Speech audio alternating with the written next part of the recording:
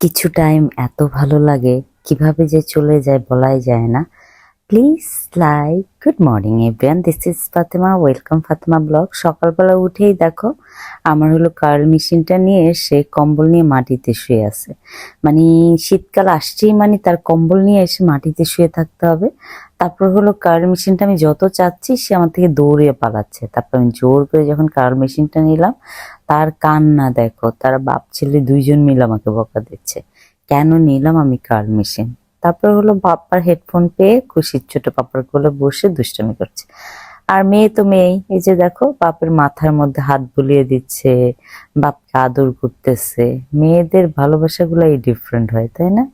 তো এই যে বাপের সাথে তাদের খুনসুটি টাইম যাচ্ছে, আমি এই সাইডে চলে গেলাম রান্না করতে।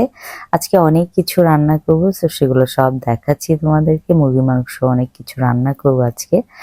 তো রান্না কমপ্লিট করে এসে বাচ্চাদেরকে আমি গোসল করালাম। গোসল করে তাদেরকে এই যে দেখো তারা সবাই মিলে বসে বসে মুভি দেখছে। তারা গান দেখতে অনেক পছন্দ করে।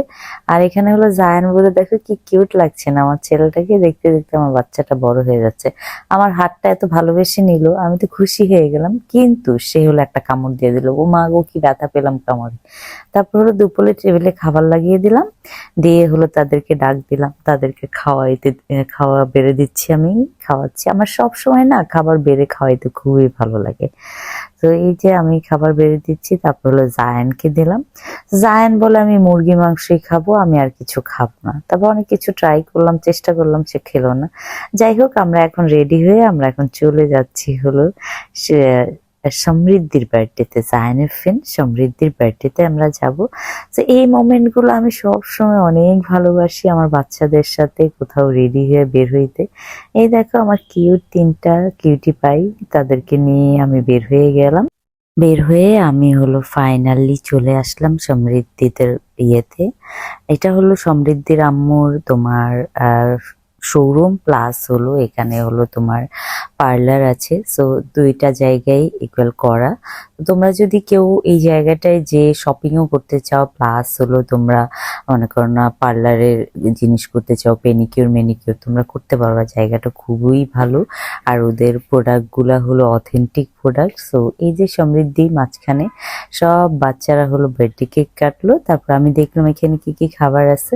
তো অনেক মজার মজার খাবার ছিল। তারপর খাবার নিয়ে আমি চলে আসলাম খাবার খেতে। ও এখানে সায়ান বুড়ো জিনিসপত্র দেখে সে খুবই এক্সাইটেড, আমাকে জিজ্ঞেস করলো আমি কি ধরতে পারি। তারপর আমি বললাম হ্যাঁ ধরতে পারো। তারপরে সেই যে দেখো একটা একটা করে বের করছে।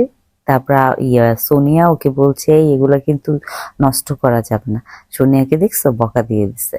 সে আজকাল বকা দেওয়া শিখেছে, মানে শ্যাট আপ বলা শিখেছে। তো আমরা সব মমরা এখানে বসে খাচ্ছি আর গল্প করছি।